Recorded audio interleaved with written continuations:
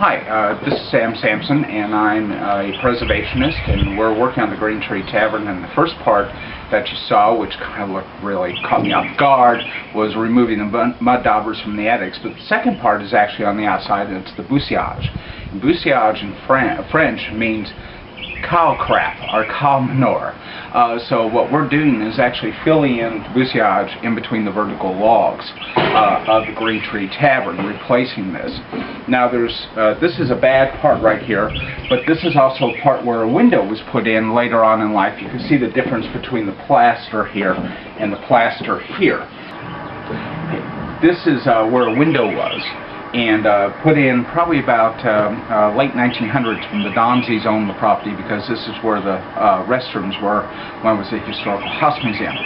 So in order to replace this, we had to replace the vertical logs. These are not 200 years old, these are new vertical logs, and we had to put in the drywall inside, or the plaster inside. So you can see the difference between the color of this plaster, which is from about 2006, to this plaster, which is about 1860. And the feel of it, you can actually feel that there's actually horsehair in this plaster, which was common back then. The vertical logs that were, if you look close, the vertical logs were made like the other vertical logs. They were hewn inside to cup, and what happened is we're going to shove the bouseloge in here and until it's full, and that way when it does dry and the bouseloge shrinks, it will not fall off because the cups will hold it in. Then we're going to apply a thin coat of just the clay mixture over it so we can whitewash it. But the rest of these logs are from 1790. These logs were actually hewn to put in place when George Washington was in office, his first administration. So that gives you a little bit of idea of how long these logs have lasted. And these logs are oak. Unlike what's called the post and ground homes, the post and ground homes were eastern red cedar, but the posts on sills were actually made from oak.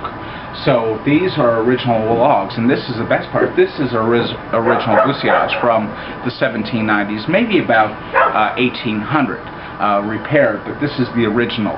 About 1860, this was covered over with planking, and then when Dr. Goldman and his wife bought it, they removed the planking and exposed the bouseloge after the 1993 flood to let it air out, and we're going to take it back to when it was built in 1790. So that's what we're going to do over these next few days. This is a piece of the bouseloge that came out of the part that is original. I had it analyzed by the soil scientists at the U.S. Conservation Department because I want to make sure we get close to the original as possible. The clay, or the mud, actually came from the property. It's about 20% clay, some silt, and there's sand in it. Now when I checked our topsoil here, I found no sand. So that tells me that they probably added river sand to it. So I'm adding sand to the mixture as we go.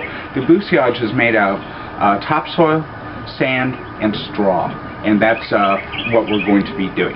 So, and this is almost like a brick. If you think about the Jewish people in Egypt made the same mixture with straw and mud, and it's lasted for centuries. So hopefully this will too.